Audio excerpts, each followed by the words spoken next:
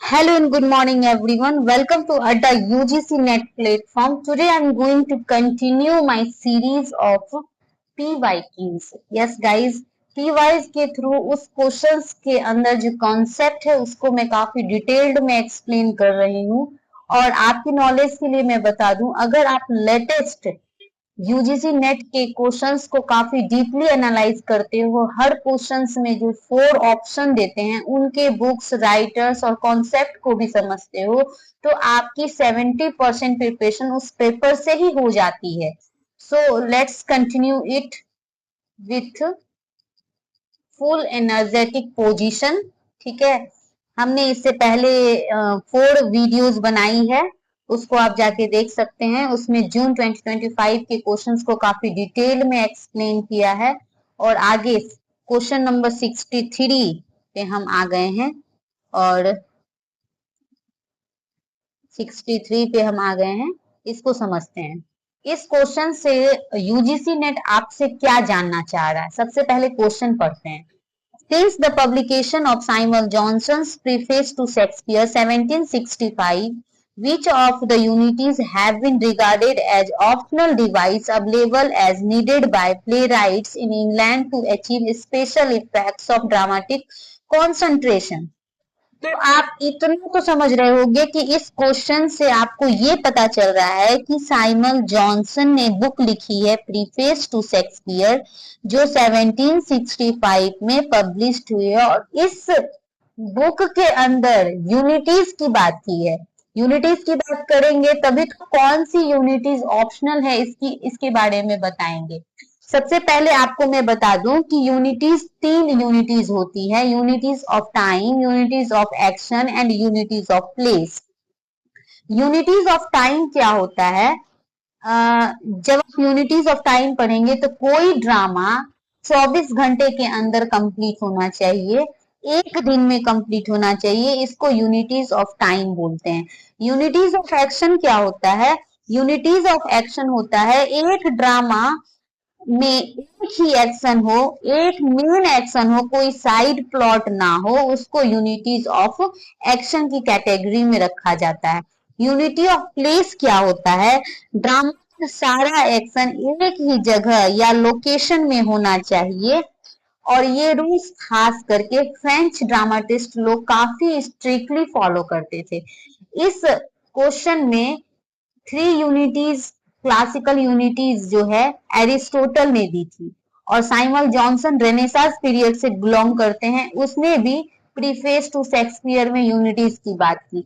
तो classical unities को Renesas के यूनिटीज से कंपैरिजन करके आपकी स्किल चेक की जा रही है कि यूनिटीज के बारे में किसने क्या कहा था, आपको डीपली पता है या नहीं है।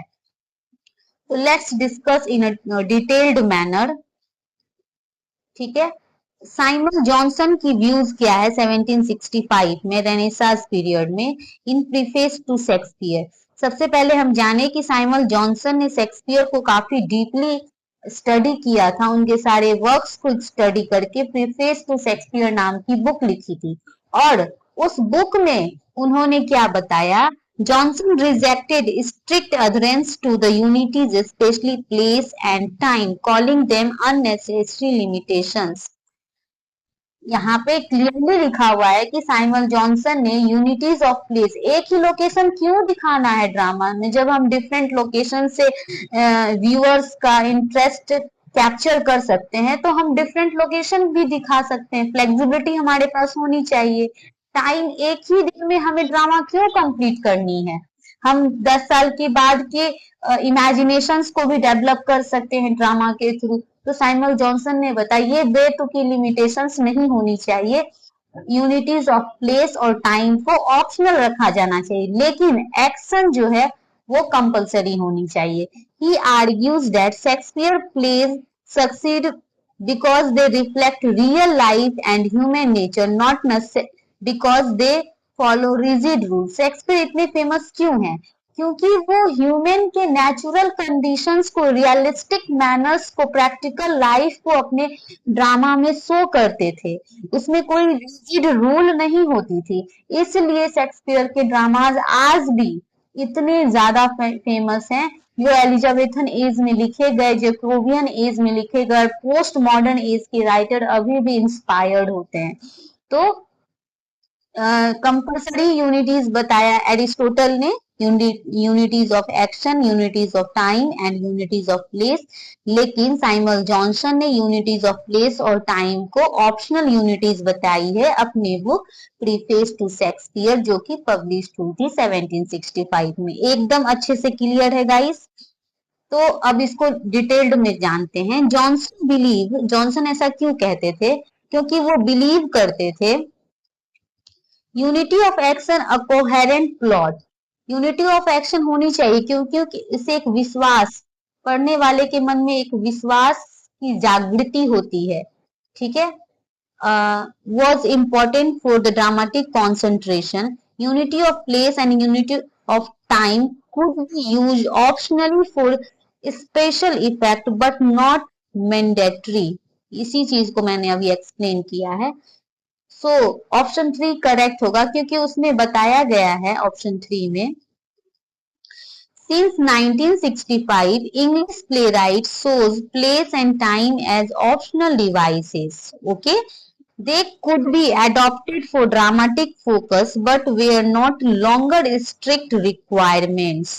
ठीक है, इफेक्ट डालने के लिए आप ड्रामा में यूज कर सकते हो 3 यूनिटीज की, लेकिन इसको स्ट्रिक्ट रिक्वायरमेंट नहीं बनाना चाहिए और ये ज्यादा दिन तक चला भी नहीं। ठीक है। नेक्स्ट है एग्जाम ट्रिप। क्या टिप है आपके लिए, यूजीसी नेट वालों के लिए? जॉनसन के कोट्स हैं, the drama is the mirror of life. हम जानते हैं ड्रामा क्या है, जो सोसाइटी में हो वही तो हम स्टेज पे दिखाते हैं ड्रामा के through. The unities of place and time are not essential to its truth. ठीक है, ये कोट से काफी इंपॉर्टेंट, आप याद कर सकते हो। This shift the way for modern drama and experiment with time and setting without losing audience engagement. ठीक है। नेक्स्ट क्वेश्चन पे हम आते हैं। पहले क्वेश्चन से हमारा यूनिटीज क्लियर हो गया। 3 यूनिटीज का कॉन्सेप्ट सबसे पहले एरिस्टोटल ने दिया। यूनिटीज ऑफ एक्शन को आपने समझा जिसमें कोई साइड प्लॉट नहीं हो, सिर्फ एक मेन एक्शन हो। यूनिटी ऑफ टाइम को समझा कि 24 घंटे के भीतर एक प्ले कंप्लीट होनी चाहिए। यूनिटीज ऑफ प्लेस को समझा, ड्रामा का सारा एक्शन एक ही जगह लोकेशन में होना चाहिए, लेकिन साइमन जॉनसन ने इसको रिजेक्ट करके यूनिटी ऑफ प्लेस और टाइम को ऑप्शनल यूनिटीज बताया और यूनिटीज ऑफ एक्शन को इंपॉर्टेंट बताया क्योंकि ये ऑडियंस का विश्वास जीतता है, और यूनिटीज ऑफ टाइम और प्लेस को ऑप्शनल यूनिटीज बताया। ठीक है, ये पूरी तरीके से क्लियर है आपकी। ठीक है, अब हम नेक्स्ट क्वेश्चन में आते हैं। ये आपका वर्ल्ड लिटरेचर का क्वेश्चन है। इसमें कैनेडियन फीमेल राइटर्स की नॉलेज आपके पास है या नहीं है, एग्जामिनर ये चेक करना चाहता है, इसीलिए इस क्वेश्चन को फ्रेम किया गया है। तो आइए समझते हैं कैनेडियन लिटरेचर। इस क्वेश्चन के थ्रू आप कम से कम 4 कैनेडियन फीमेल राइटर्स के बारे में आपको नॉलेज मिलेगी और उनके वर्क्स के अंदर क्या है एक क्लू मिलेगा। ठीक है, तो Lois Reynolds Kerr, Dorothy Livesay, Gwen Pharis Ringwood, Carol Bolt. ठीक है, ये चारों फीमेल कैनेडियन ऑथर है। इन्होंने बुक लिखी है Dark Harvest, Guest of Honour, Red Emma और जॉय डैडी। ठीक है, अब किसने क्या लिखी है इसको हम डिटेल्ड में पहले समझते हैं। लुइस रेनॉल्ड केर ने रेड एमा बुक लिखी है। ठीक है, डोरोथी लेविशे ने डार्क हार्वेस्ट लिखी है। ग्वीन पैरिस रिंगवुड ने जॉय डैडी लिखी है। कैरोल बोल्ट ने गेस्ट ऑफ ऑनर लिखी है। अब हम एक एक बुक्स को काफी डिटेल्ड में समझेंगे। और लुइस रेनॉल्ड केर ने जो डार्क हार्वेस्ट लिखी,